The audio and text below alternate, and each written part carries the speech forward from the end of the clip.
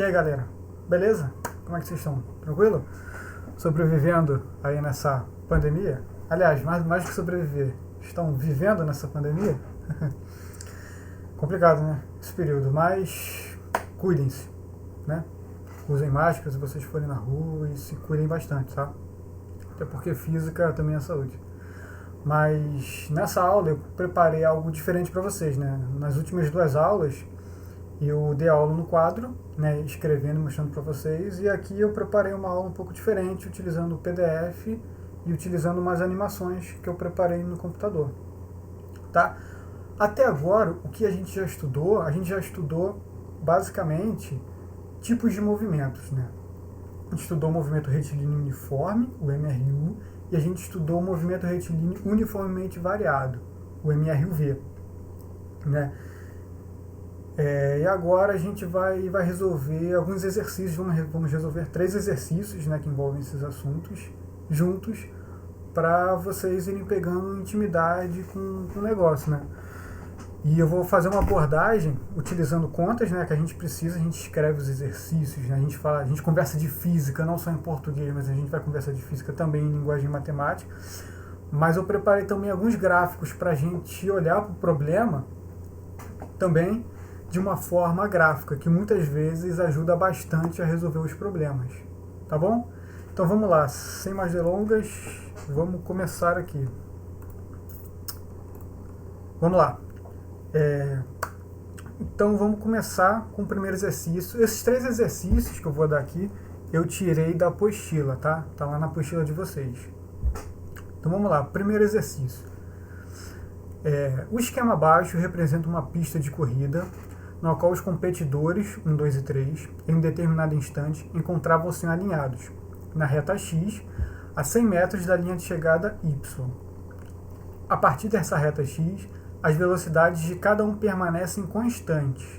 Quando o corredor 1 cruzou, em primeiro lugar, a linha de chegada, os corredores 2 e 3 estavam, respectivamente, a 4 metros e a 10 metros dessa linha. Ou seja, estavam a 4 metros e a 10 metros antes, afastados desse primeiro corredor. Beleza. Aí a pergunta é, no instante em que o corredor 2 cruzar a linha de chegada de Y, né, o corredor 3 estará a uma distância dessa linha, uma distância dele, né, em metros igual a quanto? Percebe? Perceberam a pergunta? Então você tem 3 corredores que estão 1, 2 e 3 que estão correndo.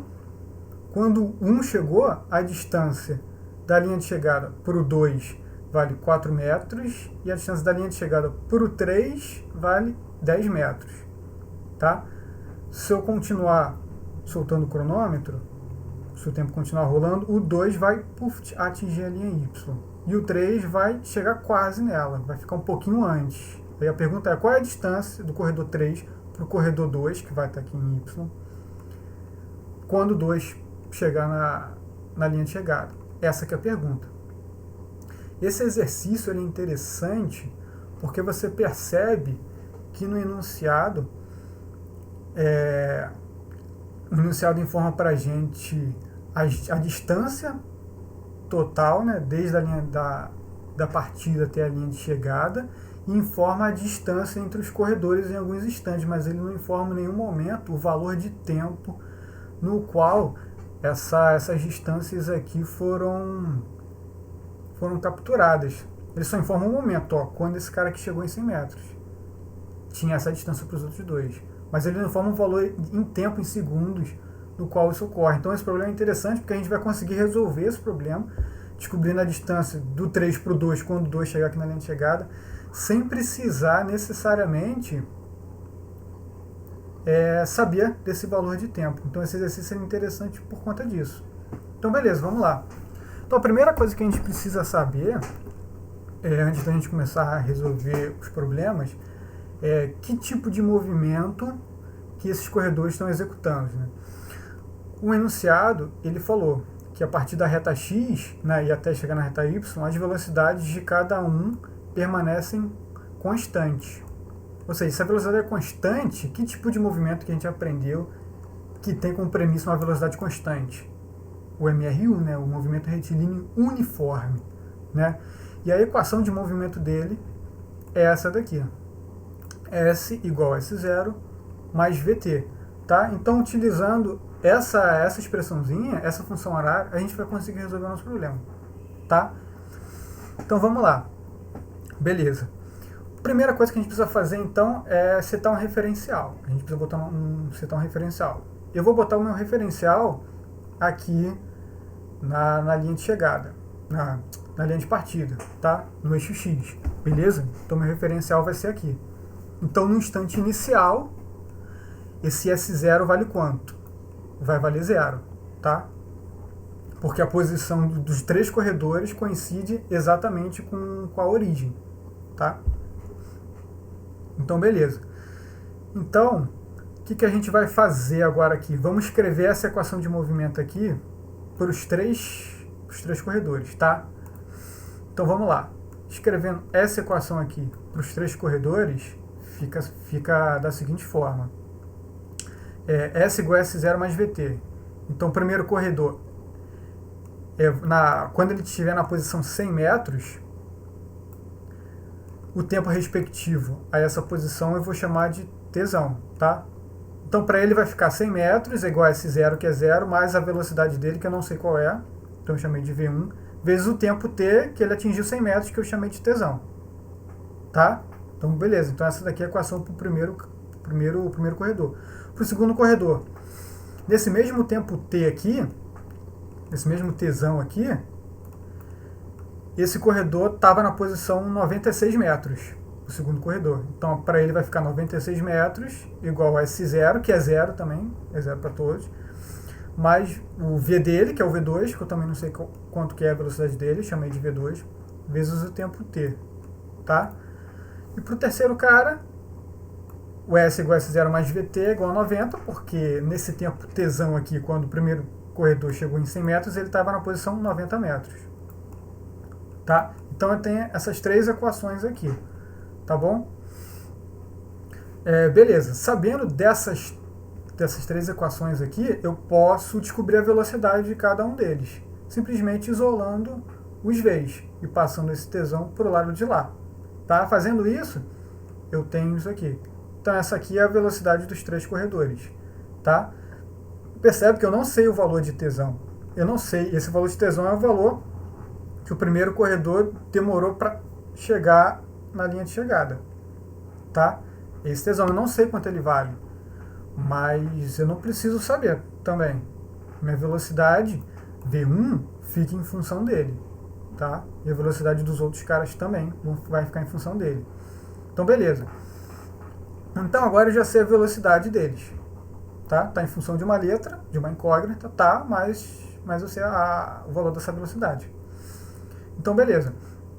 Vamos usar agora de novo a equação da função horário. Tá? Vamos utilizar essa equação para o corredor 2 para descobrir o tempo que o corredor 2 vai atingir a linha de chegada. Então vamos lá. S2 é igual a V2 vezes T. S0 é 0, né? Isso daqui vai ser igual a 96 Tzão vezes T. 96 sobre Tzão é a velocidade 2. Tá? Então eu substitui aqui. Então essa aqui é a equação, é a função horária do corredor 2. Tá? E eu quero descobrir agora o tempo que ele vai demorar para atingir 100 metros. O deslocamento dele for 100 metros, for 100. Então agora eu vou ter 100 igual a 96 sobre o Tzão vezes T. Isolo T, descubro 100 sobre 96. Tá? Então esse aqui é o tempo que o corredor 2 vai demorar para chegar na linha de chegada. Percebe que esse valor aqui ele é maior do que 1 aqui. Essa 100 sobre 96 ele é maior do que 1, ou seja, esse valor todo aqui ele é maior do que o Tzão. Porque o tempo que ele vai demorar para chegar, estou multiplicando pelo Tzão por um número maior do que 1. Ou seja, o tempo que ele vai demorar para chegar é um tempo maior do que o tempo que o primeiro corredor demorou para chegar, que vale T. O que faz sentido. Né? Porque ele demorou mais para chegar, ele chegou depois. Então, beleza. Então, eu já sei o tempo que ele vai demorar para chegar. Tá? Agora, cabelo na minha boca aqui. Tá bom. Sabendo desse tempo agora aqui, que ele demora para chegar, eu vou pegar esse tempo e vou jogar agora na equação de movimento do corredor 3, para saber a posição que ele se encontra neste instante de tempo aqui, tá? A equação de movimento do corredor 3, a sua função horária, é S3 igual a V3 vezes o tempo. A velocidade do cara 3 é 90 sobre tesão, tá? Então, beleza. Então, eu vou ter a posição do S3, agora, vezes a sua velocidade, e o tempo avaliado no tempo 100 sobre 96 tesão. Percebe? Eu substituí esse Tzinho aqui por isso aqui, ó. 100 sobre 96 tesão, que é exatamente o tempo que o corredor 2 demora para chegar. Fazendo isso, eu vou ter essa equação aqui. Simplificando, eu chego em 375 sobre 4. Se eu fizer essa conta aqui, eu descubro 93,75. Ou seja, quando o corredor 2 chegou na linha de chegada, na posição 100 metros, o corredor 3 ainda estava na posição 93,75 metros. Só tinha se deslocado tudo isso. Logo, a distância que falta para ele chegar do corredor 2 é o quê? 100 metros menos 93,75, que vai dar 6,25 metros. Tá? Resposta, então, é a letra B. Tá? Percebe que a gente fez isso sem precisar descobrir o valor de T, porque o T acabou cortando, percebe? T aqui embaixo, T aqui em cima, cortamos. A gente não precisa saber o valor de T, então, para a gente poder descobrir isso. Tá? Por isso que esse exercício aqui é interessante. Agora, deixa eu mostrar agora uns gráficos para vocês aqui. Tá? Então, esse aqui é um gráfico desse exercício, onde eu tenho o corredor 1 aqui em cima, o 2 esse cara de baixo, o 3 aqui embaixo ainda. Tá? Então, eu tenho posição no eixo Y e tempo no eixo horizontal aqui, tá? Nesse tempo, tesão aqui que a gente viu, o corredor 1 estava em que posição? Estava aqui, que corresponde a 100 metros. Ele estava aqui, tá? Como ele se locomove de uma velocidade constante, a curva de deslocamento dele no tempo é uma reta. Tá? A curva dele vai ser uma reta. Então, essa aqui é a curva dele. Ele chegou aqui. Nesse mesmo tempo tesão, o corredor 2 estava a 94 metros, né? Porque ele estava a 6 metros de distância, eu acho, do primeiro. Deixa eu conferir isso, peraí. Ele estava exatamente a 96 metros, ele estava a 4 metros de distância do primeiro, e o segundo estava a 10 metros de distância do primeiro. Então, esse ponto aqui corresponde à distância 96, se você traçar aqui, você vai encontrar que é 96. E esse aqui dá 90, que dá 90. Deu em cima dessa linha auxiliar aqui. Tá bom? Então, a distância daqui para cá, do azul para esse ponto aqui.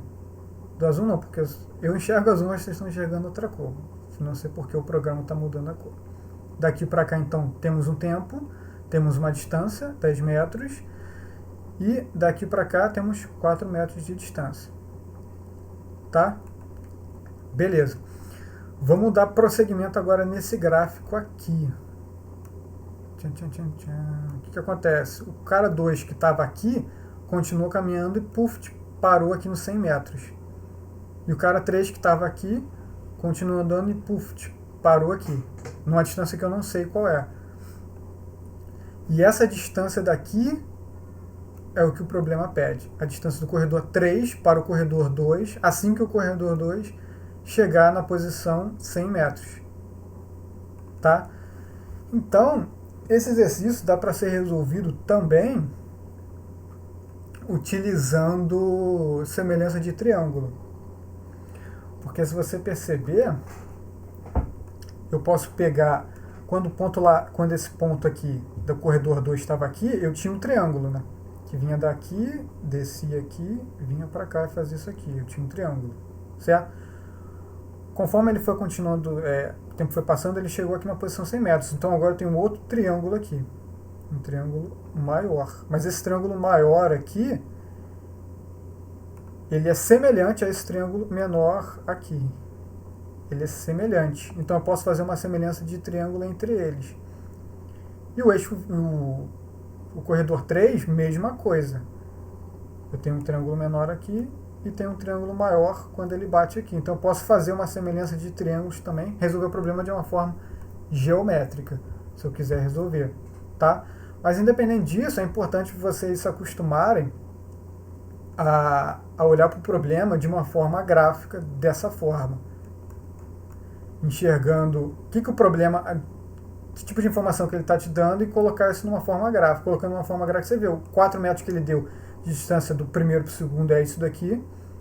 E do primeiro para o terceiro, que era 10 metros, é essa distância toda aqui. Passando o tempo, quando o segundo chegar em 100 metros, a distância dele para o terceiro vai ser essa daqui. É isso daqui que ele está te pedindo. Tá? Beleza? É basicamente isso. Vamos fazer o exercício 2 agora, rapidinho, porque a gente já perdeu. Acabamos gastando muito tempo nesse exercício aqui. Tá? Então, exercício 2, antes de dar spoiler para vocês, peraí. Beleza. Vamos para o exercício 2 agora, então. Cadê o exercício 2? Tá, exercício 2, que também está na apostila. Um indivíduo alcoolizado tem um tempo de reação de 0,3 segundos. O motorista alcoolizado vê um farol à sua frente enquanto dirige a 22 metros por segundo e, ao perceber que está fechado, aciona o freio, imprimindo uma aceleração de menos 2 metros por segundo ao quadrado. Considerando o tempo de reação entre a percepção e o acionamento do freio, qual a distância em metros percorrida pelo automóvel desde o instante do fechamento do sinal até a sua parada? Então, nesse problema, existem dois tipos de movimento, né? O motorista tem um movimento uniforme, com velocidade constante de 22 metros por segundo, e a partir do momento que ele percebe que o sinal fechou, ele começa a desacelerar. Então tem uma aceleração aqui constante, tá? E isso faz com que agora ele passe a ter um movimento do tipo MRUV, um movimento acelerado, tá? Nesse caso, acelerado negativamente, que é a mesma coisa que uma desaceleração, tá? Então, beleza. Então, para a gente descobrir a distância que ele percorreu desde o instante que o sinal fechou até o instante que ele parou, a gente vai precisar dividir esse problema em dois períodos. O período que ele tem o MRU e outro período que ele tem o MRUV. Eu fiz uma simulação aqui só para mostrar basicamente o que está acontecendo nesse problema, né? Então, eu tenho basicamente o seguinte: esse carro daqui, ele está andando. Quando ele para aqui, sobre essa linha aqui tracejada, o sinal fecha. O sinal está aqui. O semáforo está aqui. O sinal fecha, só que ele não percebe. Ele continua andando com velocidade constante até chegar aqui. Na hora que ele chega aqui, ele percebe que o sinal fechou e começa a perder velocidade. Então a velocidade vai reduzindo cada vez mais. Então fica algo desse tipo. Velocidade constante, aqui começa a perder velocidade. Percebe que ele está reduzindo cada vez mais a sua velocidade. E na hora que ele chega no semáforo, ele para e fica parado ali. Tá? Vendo de novo, ó. Velocidade constante, chegou aqui, MRV. Tá? Aqui é um instante que o sinal fecha, só que ele não percebe. A partir daqui é um instante que ele percebeu que o sinal fechou, que passou aquele intervalo de 0,3 segundos. Né? Tempo de percepção dele. Então daqui até aqui ele executa o movimento MRU e daqui até aqui MRUV. Tá? Então, voltando para a apresentação. A gente tem o seguinte, então, a gente vai precisar dividir esse problema então, em duas partes. MRU, que é dado por essa equação aqui, que a gente já viu no outro exercício, e MRUV, que é dado por essa outra criança aqui. Tá bom? Então, vamos lá. No primeiro instante, então, aliás, antes disso, vamos colocar uma referência. Tá? A nossa referência vai ser na posição do carro no instante em que o sinal fecha. Tá? Esse aqui vai ser o nosso referencial. Em outras palavras, nosso referencial é aqui. Ó. Esse instante aqui. Essa aqui é a nossa posição de referencial. Qualquer deslocamento para cá é positivo, qualquer deslocamento para cá, para a esquerda, é negativo. Tá? Então tá bom. Então, beleza. Sabendo disso, e que no primeiro percurso o carro executa um movimento retilíneo uniforme, a gente vai utilizar essa equação aqui, que é essa daqui. O S0 é 0, tá bom? Durante 0,3 segundos, que é o tempo de reação dele, ele executa o movimento retilíneo uniforme, então 0,3 vezes a velocidade dele, 22, dá 6,6 metros. Ou seja, ele percorreu 0,6 metros até ele perceber que o sinal estava fechado. Tá? Desde o instante que o sinal fechou até o instante que ele percebeu e começou a acionar o freio, ele percorreu 6,6 metros. Então, beleza. Agora ele vai começar a acelerar. Tá? Então, a gente pode resolver isso aqui de duas formas. Tá? A gente pode resolver isso daqui calculando o tempo que ele vai demorar para parar, e pegando esse tempo que ele demorou para parar e jogando nessa equação aqui, ou a gente pode usar a Torricelli. Como já tem muito tempo de vídeo, vamos para a Torricelli, tá bom? Fica como exercício para vocês verem como é que se faz da outra forma, tá? Então, por Torricelli, a gente tem essa equação aqui. V ao quadrado é igual a V0 ao quadrado mais 2A delta S.